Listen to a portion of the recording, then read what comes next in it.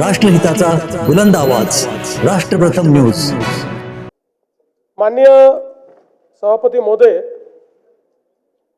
विधानसभेने संमत केलेले सन 2025 चे विधानसभा विधेयक क्रमांक 106 महाराष्ट्र लोकायुक्त सुधारणा विधेयक 2025 मी आपल्या अनुमतीने मांडतो।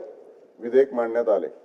अध्यक्ष महोदय, विधानसभेने संमत केलेले सन 2025 चे विधानसभा विधेयक क्रमांक 106 महाराष्ट्र लोकायुक्त सुधारणा विधेयक 2025 विचारात घेण्यात यावे असा प्रस्ताव मी आपल्या अनुमतीने मांडतो। अध्यक्ष महोदय, आपल्याला कल्पना आहे की दोन्ही सभागृहाने एकमताने लोकायुक्ताचा कायदा पास केला होता आणि माननीय राष्ट्रपती महोदयांकडे आपण तो मान्यतेला पाठवला होता।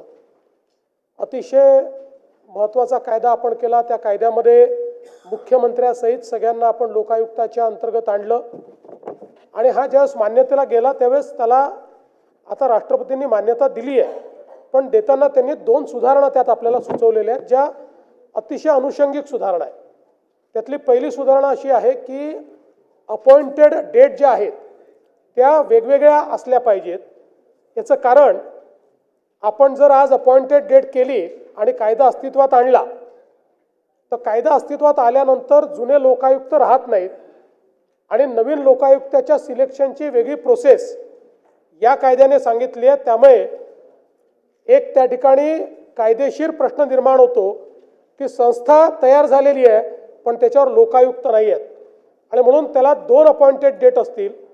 पहिल्या अपॉइंटेड डेटने आपण लोकायुक्ताच्या सिलेक्शनची प्रोसेस पूर्ण करू आणि सिलेक्शनची प्रोसेस पूर्ण झाली की कायदा अस्तित्वात येईल अशी दुसरी अपॉइंटेड डेट असेल, असं एक सूचना त्यांनी केली। ती आपल्या मला असं वाटतं योग्य सूचना आहे, त्याच्यामुळे त्यातली कंटिन्युटी कुठे भंग होणार नाही। दुसरी सूचना त्यांनी जी केली ती पण अनुषंगिक सूचना आहे। आपण कायदा ज्यावेळेस केला त्यावेळी आपल्याकडे भारतीय दंड संहिता, CRPC आणि एव्हिडन्स ॲक्ट हे जुन्या स्वरूपात आपल्याकडे लागू होते। त्यानंतर केंद्र सरकारने हे कायदे बदलले आणि त्या कायद्याची नावही बदलली।